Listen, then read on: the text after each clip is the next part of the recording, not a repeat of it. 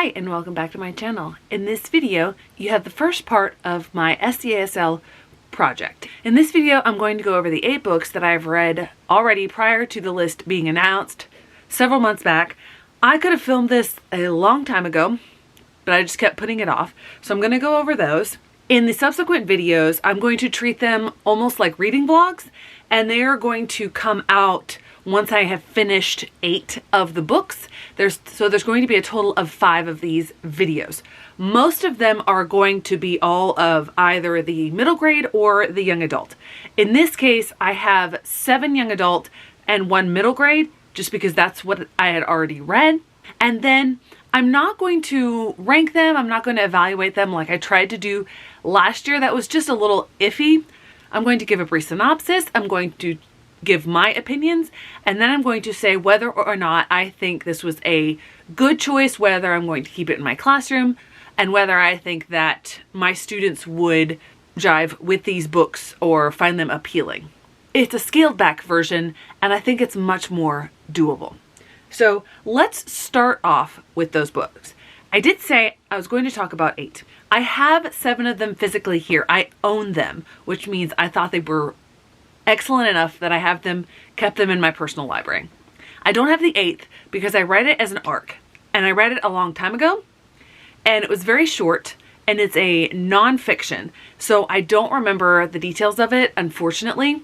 I think that the subject matter of it is very good, and honestly, as I'm sitting here, I also don't remember the title, but I will have an image of it here on the screen so that you can see it. It is a non-fiction about the famous or infamous protest at the 1968 Olympic Games in Mexico City, where these 2 athletes, during the national anthem, the American national anthem, because at least one of them had won gold, they raised their fist instead of putting their hand over the heart or whatever, and they were blackballed for it.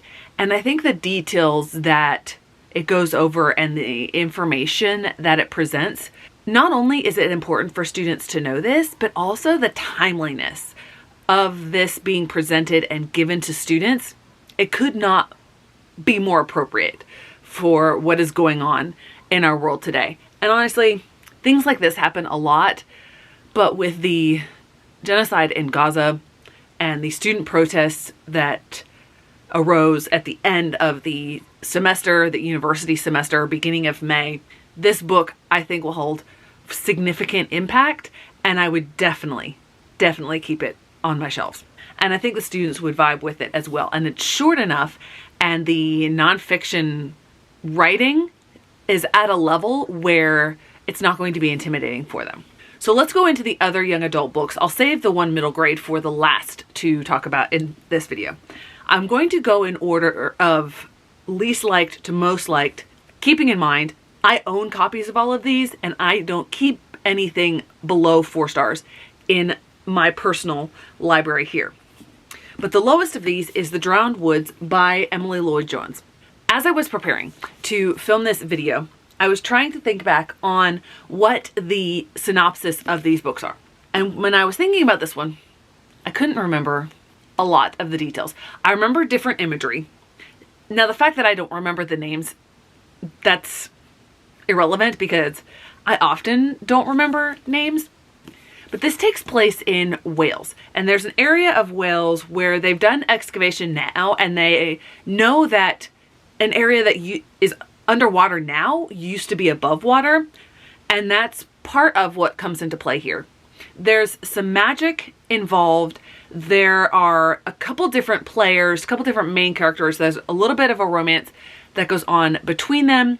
And there's a quest, almost, to try to reach a certain place that's underground, that's accessible only by magic. I forget whose mentor it is, whether it's the male protagonist or female protagonist mentor. But he also gets 2 other people to join their crew, but it's last minute and feels really haphazard. And immediately, once they get these people to join their crew, I'm like, those are the expendable characters. Those people are being added to this crew just so that the author has somebody to eliminate. I still, though, like the bones of the story, the way that the story was written, and the ultimate conclusion and resolution. As for whether or not I would keep this on my shelves. Now, this particular version, no, because it's a special edition. I'm not taking my special editions into my classroom library. As far as whether students would vibe with it or not, I probably wouldn't. I don't think this is going to be the first thing that they are going to be drawn to. The fact that this is set in Wales, the fact that this is very white-centric, it's fantasy, I don't think it's going to be high on their lists for what they would go for. There are some kids that really like fantasy. Even if it were those kids, I wouldn't necessarily recommend this one. It's not a bad book to have on the list. It's a solid entry in the publishing world in 2022. Most of the books on this list are from 2 years previous. So this list is the 24-25 school year. They read the people, the librarians who put this on the list, they read it in 2023. It was published prior to them starting the project. Anyway, enough of a ramble. So this one I don't think I would keep on classroom shelves anyway. The next one is another special edition that I have. I wouldn't keep the special edition copy on there. And that one is Belladonna. I recently read the second book for the Goodreads Choice Awards.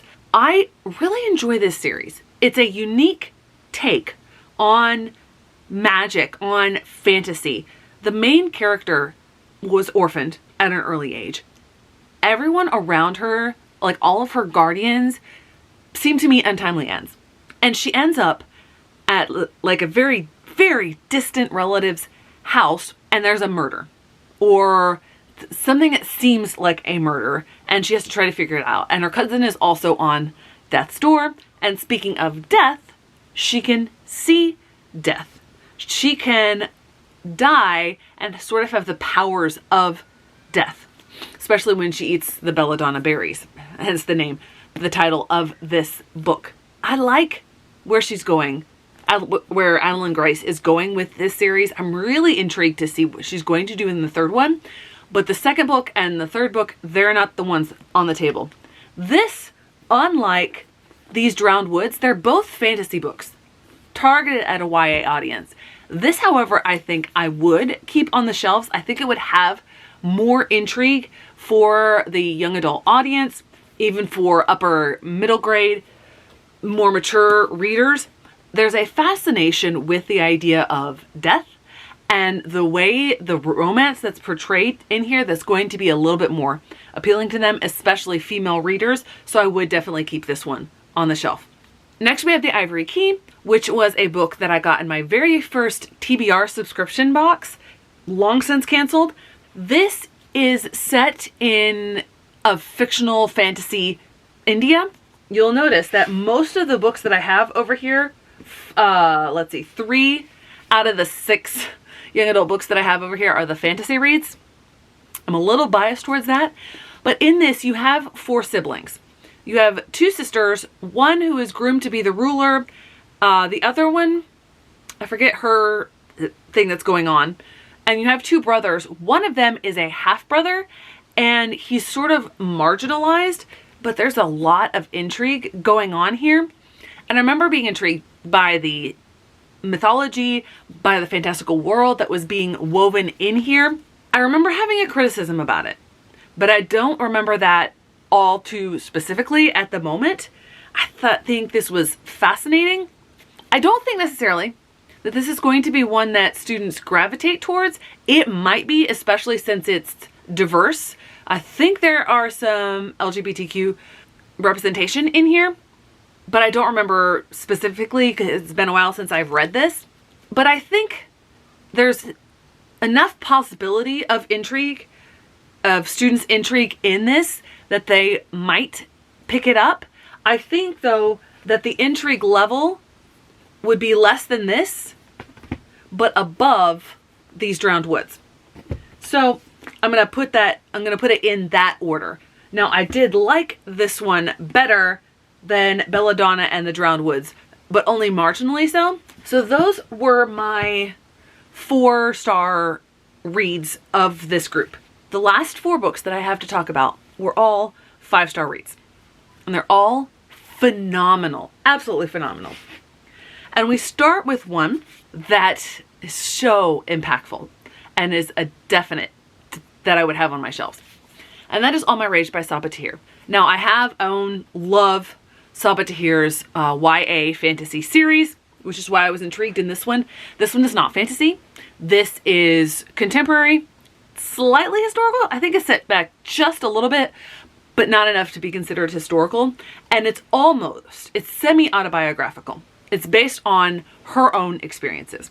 It deals with a lot of tough stuff in here. You have two main protagonists that grew up as friends. At the beginning of the book, off page, prior to the start, there is some sort of fight and falling out that has devastated both of these characters. And additionally, the mother of the male protagonist was very ill and has recently died. And she also served as a mother figure to the female protagonist, who deals with a lot of really serious, tough issues at home. The male protagonist also deals with an alcoholic father, who is now his only parental figure after the death of his mother. There's a little bit of involvement from a perspective that I won't mention who it is, but they're not enough to be considered a point of view character, I would say, or a primary character. But the way that these people have to come together, have to figure out what their lives are going to mean, how to move through their grief, how to deal with the trauma, and deal with the racism thrown their way because they are a Pakistani American. It is so hard-hitting. It is so tough and it's just incredible. I don't have a lot of coherent words, as you can tell, as to why I love this book. I just absolutely love it. It is, I believe, a National Book Award winner. I purchased this copy before the awards were awarded and the printed on the cover. But this is just fantastic. I will absolutely keep this on my shelves.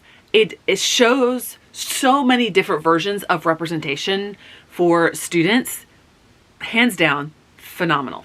Heads up, this is just going to be a gush fest from here on out, as if you couldn't already tell. The next one is Ruta Sepetty's most recent fiction release. She does have a nonfiction that published last year. I have not read that yet. But this is I Must Betray You. This is historical fiction. It is set in the late 80s, early 90s. So it's only barely historical fiction. It is set in Romania, 1989. So I would smack dab on it with the time frame. And the atmosphere that Ruta Sepetys is able to build in here with the crumbling communist state and the paranoia that was instilled into everybody as to who is ratting on who. It's basically everybody. Everybody is driven to tell secrets to the people in charge to save their own necks. I remember in my original review, I talked about that atmosphere of tension, of suspense, of this unsettling feeling was so well done. It was so powerful in here. And when you can do that, when you can bring a historical aspect to life, it shines such a light. And as a history teacher and someone who loves literature, I will always keep books like this on my shelves. Hands down. No doubt about it. This is definitely on my shelves. Then we come to the last of the young adult books. And this book was my #1 fantasy book last year. So, of course, this is going to stay on my shelves. Of course, I have rave reviews for this. I've already actually recommended it to students, and that is Rust in the Root by Justina Ireland. What I love about Justina Ireland's writing is how she takes history and writes alternative versions of it. That's where the fantastical comes in to her books. But the way that she makes it alternative history shines a light on the real life history and events and things that were happening. This one is set in the 1930s. And instead of the Dust Bowl, you have the Great Blight, which is something that went wrong with the magic. And you have different versions of magic. Root magic is brought in here, rust in the root. And the rust has something to do with the blight. I forget that aspect exactly. You also, in the Great Depression, you had those like conservation corps and etc. part of the New Deal, excuse me. You have that as well. Only it's centered on magic and the way that these other types of magic users, the light people, were trying to use the magic. It's the thing that was actually causing the blight. And the way that it explores the relationships and the racism inherent in the world that exists at that time is stunning. It's so well done. I love Justina Ireland's writing. I have not had a book below 4.5 stars. I've given almost every single one of the books that I've read by her 5 stars. I've given one of them 4.5 stars, and the book that she co-wrote with Tessa Gratton, I gave 4 stars. But this one, Dread Nation and Ophi's Ghosts, which is her middle grade book, I have given 5 stars. The way that she talks about all of these different aspects would give a way for students to see themselves in these characters, but also understand history.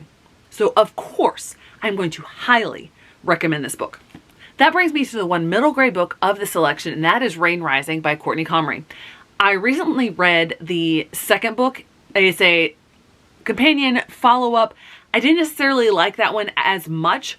This one packs such an emotional gut punch. I was almost in tears while reading this. You've got a family, a single mom, 2 kids. The oldest son is a senior in high school, I believe, and the daughter is in 8th grade.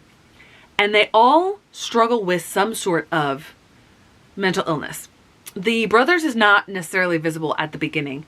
The sister struggles with anxiety and clinical depression, and the mother, I don't remember what hers is exactly, but they're all mourning the loss of the father in this situation. At the beginning of this book, the brother, who has this scholarship to a private school, an elite school, is going on a college trip. And at that college trip, an incident happens where he is severely injured. And it's a racially motivated event or incident. That throws everybody's life into chaos. It also triggers something for the brother. He's having to deal with all sorts of, like, I would say PTSD. I don't remember if it's ever talked about specifically in here. And just the way that therapy is talked about, the way the realities of what all of these characters are going through is written about and normalized. It's not stigmatized, but it's presented as this real thing that needs to be dealt with. It is so well done. And again, I would definitely keep this on my shelves. When you have this sort of representation, a kid feels seen and valued. And that is definitely something that I'm going to keep on my shelf. This is definitely something I think they would be drawn to, especially because it is written in verse, which makes it easier to read for those at lower reading levels or just those who are intimidated by reading and have never found success. As far as appeal goes, I realized that when I talked about these 3, I didn't necessarily talk about appeal. I think that these 2 are going to have more appeal than this one simply because it's historical. Not everybody likes history, which is unfortunate. At the same time, if they read the tagline, the whole thing about spies also might be intriguing. So I think these are almost equal in their level of appeal. This one I did talk about the appeal level. I'm going to put it at the top of the stack just because it's the only middle grade book that I have to talk about. My battery's blinking, so I'm going to try to wrap this up. I will mention this in part 2, but so far every single book I've read on this list has been almost perfect for the list. I think this might be one of the best lists ever. Thanks so much for watching. I hope to see you in the next one.